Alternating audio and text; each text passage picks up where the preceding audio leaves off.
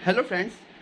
आज से Indian team के लिए एक लंबे और नए टेस्ट सीजन की स्टार्टिंग हो चुकी है और इस टेस्ट सीजन के पहले दिन वही हुआ जिस बात का डर था मैं आपको बताऊंगा, लेकिन स्टार्टिंग से शुरू करते हैं और सबसे पहले बात करते हैं कि पिच किस तरीके की नज़र आई। पिच नज़र आई रेड सॉइल की, यानी कि लाल मिट्टी की, और जिस बात का अंदाज़ा पहले ही लगा जा चुका था कि ये पिच रेड सॉइल की होने वाली है। आमतौर पर आप देखते हैं कि चेन्नई जैसे कंडीशंस में आप ब्लैक सॉइल पर खेलना प्रेफर करते हैं, लेकिन यहाँ पर रेड सॉइल का विकेट था जो कि स्पेशली तौर पर मुंबई से मंगवाया गया था। आमतौर पर आप देखते हैं कि मुंबई में रेड सॉइल का विकेट होता है वानखेड़े वगैरह में, वहाँ से ही पिच के लिए मिट्टी मंगवाई गई और फिर चेन्नई में एक ट्रैक तैयार किया गया। और उसके बाद सबसे सरप्राइजिंग चीज़ जो हुई वो टॉस पे हुई, जहाँ पे बांग्लादेशी कप्तान ने टॉस जीत के पहले बॉलिंग करवाने का फैसला किया, यानी कि 4th इनिंग बांग्लादेश को खेलनी पड़ेगी अब इस मैच के अंदर।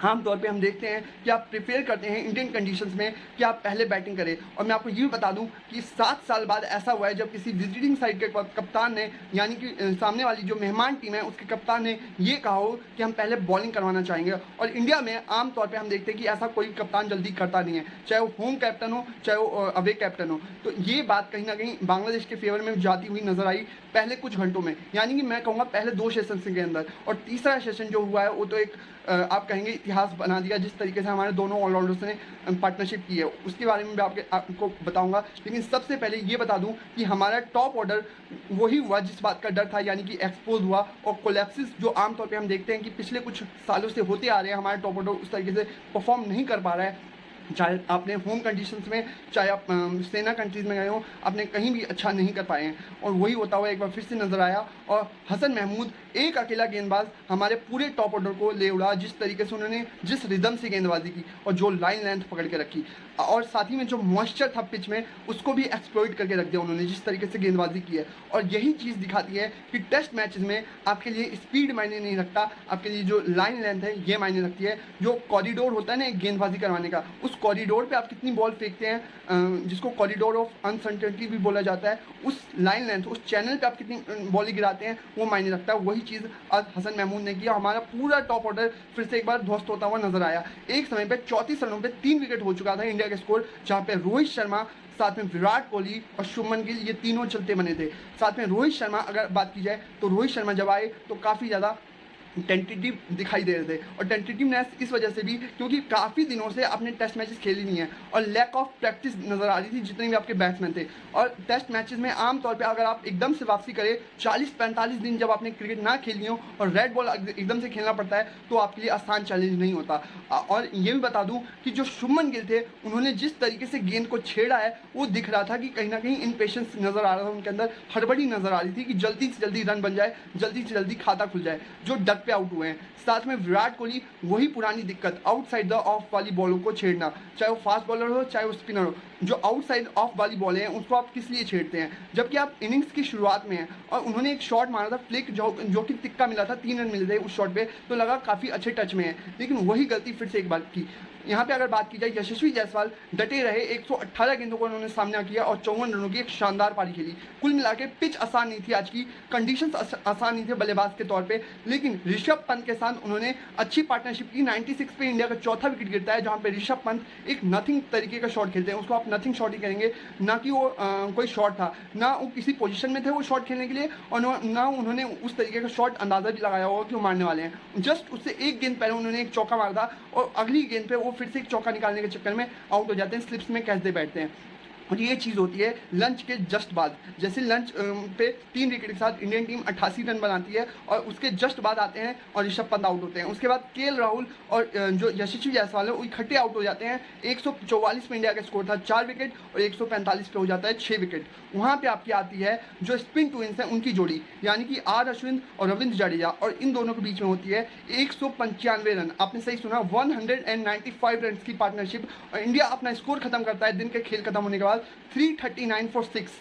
इसका मतलब बांग्लादेशी कप्तान और बांग्लादेशी गेंदबाज साथ में उनका पूरा टीम मैनेजमेंट अपने आप को कोस रहा होगा कि एक बहुत सुनहरा मौका था उनके पास, जहां पे वो इंडियन पारी को जल्दी से जल्दी समाप्त करवा सकते थे, जहां पे वो समेट सकते थे, जो कि 200-250 पे खत्म होता हुआ नजर आ रहा था। वहां पे हमारे आखिरी बैटिंग प्लेयर ने, एक तरीके से आखिरी बैटिंग प्लेयर आप मानेंगे आपके दोनों ऑलराउंडर्स, जिन्होंने एक तरीके से आपको इस मैच में उस पोजीशन पे लाके खड़ा कर दिया है जहां पे अब नजर आ रहा है कि ये मैच 3.5 दिन में खत्म हो सकता है। क्योंकि ये हालात इतने आसान नहीं हैं। और ये भी हो सकता है कि इंडियन टीम अब तो सोच रही होगी कि हम क्या इस मैच में एक ही बार बैटिंग करें, जिस तरीके की पोजीशन में नज़र आ रहे हैं। पहले तो ये लग रहा था कि 250 बन जाए तो काफ़ी अच्छा स्कोर होगा, लेकिन एक समय पे जब आपके दोनों ऑलराउंडर्स ने अटैकिंग जो काउंटर अटैक किया है ना ये बांग्लादेशी गेंदबाजी के ऊपर, उस तरीके का काउंटर अटैक आपके जितने भी बैट्समैन थे वो करने में नाकाम साबित हुए।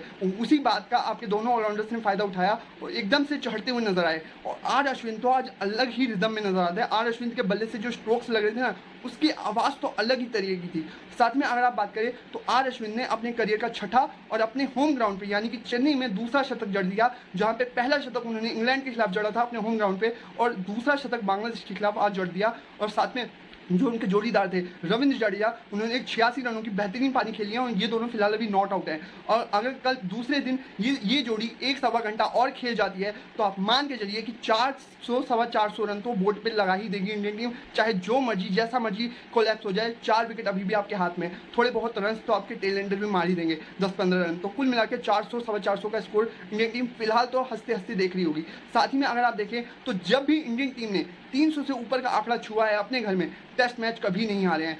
और कहीं ना कहीं ये चीज़ फेवर में जाती है कि ये टेस्ट मैच अब आपका है और यहाँ से बांग्लादेश के लिए कम बैक करना काफ़ी ज़्यादा मुश्किल होगा, नामुमकिन के बराबर ही नज़र आ रहा है। और जो कॉन्फिडेंस था ना, आज बांग्लादेशी टीम अलग तरीके की नज़र आ रही थी। वो बांग्लादेश नहीं नज़र आ रही थी जो कि हमने सोचा था। जिस तरीके से उन्होंने पाकिस्तान को हराया था उसका कॉन्फिडेंस एक अलग आसमान पे था। लेकिन आपके दोनों ऑलराउंडर्स ने जिस तरीके से इनका कॉन्फिडेंस की धज्जियां उड़ाई है ना, आज आखिरी सेशन में लगभग 140 रन बनाए हैं आखिरी सेशन में और एक भी विकेट नहीं गिरा है। तो ये कॉन्फिडेंस को हिला के रख देने वाला था। पहले 2 सेशंस में मैं आपको बता दूं कि 88 रन थे दोनों सेशंस में और तीन विकेट गिरे थे, यानी कि 6 विकेट 2 सेशंस में। और आखिरी सेशंस में जो आई मैच की बारी, तो वहाँ पे 125 की 130 रन के करीब आपकी ये जोड़ी बनाती है और बिना कोई विकेट के वापस जाती है। अब कुल मिला के देखना होगा कि कल क्या रविंद्र जडेजा शतक बनाएंगे और उनके करियर का ये 5वां शतक होगा बनाने में कामयाब होते हैं तो। और साथ में गेंदबाजी को झेलेगी कैसे बांग्लादेशी बल्लेबाजी हमारी, वो देखना होगा बांग्लादेश के बल्लेबाज किस तरीके से हमारी बॉलिंग को झेल पाते हैं। क्योंकि वहाँ पे जसप्रीत बुमराह, आर अश्विन, ये आपको कच्चा खा जाएंगे अगर आपने हल्का सा भी ढील दिया इनके सामने तो। और कुल मिला के ये तो नज़र आ रहा है कि जो क्वालिटी है वो बांग्लादेश की फास्ट बॉलिंग में काफ़ी ज़्यादा इंप्रूवमेंट आई है, जो कि आमतौर पे हम देखते हैं कि बांग्लादेश हमेशा से स्पिनर्स के लिए जाना जाता था, लेकिन यहाँ पे गेंदबाजी जो हुई है फास्ट बॉलर्स की तरफ से काफ़ी ज़्यादा इंप्रेसिव नजर आई है बांग्लादेशी। तो ये दूसरा टेस्ट मैच भी आपके लिए इतना आसान नहीं होगा। मेरे को लग रहा है कि पहला टेस्ट मैच तो आपने अपने हक में कर लिया है, जिस तरीके से ये 7वें विकेट के लिए जो पार्टनरशिप हुई है वहीं से। अब इस मैच में बांग्लादेश का कमबैक करना काफ़ी मुश्किल होगा। साथ में देखना होगा कि चीज़ें किस तरीके से होती हैं और ये पिच उस मुताबिक नहीं नजर आ रहा जहां पे आर अश्विन और रविंद्र जडेजा उतने विकेटें चटकाएंगे। विकेटें आपके लिए मोहम्मद सिराज, जसप्रीत बुमराह और आकाशदीप ज़्यादा चटकाते हुए नजर आएंगे। जिस तरीके से हमने देखा कि सामने से महमूद हसन ने बांग्लादेशी टीम के लिए किया, उसी तरीके से आपके लिए भी मेरे को लग रहा है कि कोई पेस बॉलर ही करने वाला है, ना कि उतना स्पिनर का काम यहाँ पे पड़ेगा। हाँ, काम पड़ सकता है तीसरे दिन यहाँ पे बॉल घूम सकता है, नहीं तो आप देखेंगे कि ज़्यादातर विकेटें आपके पेसर्स ही लेते हुए नजर आएंगे बांग्लादेशी बल्लेबाजों के। तो देखना होगा कुल मिला के चीज़ें होती किस तरीके से है और दूसरा दिन किसके हक में रहता है। और दूसरा दिन हो सकता है कि इस मैच का रिजल्ट भी काफ़ी हद तक तय होता हुआ आपको नजर आए कि कौन सी टीम जीतने वाली है टेस्ट मैच।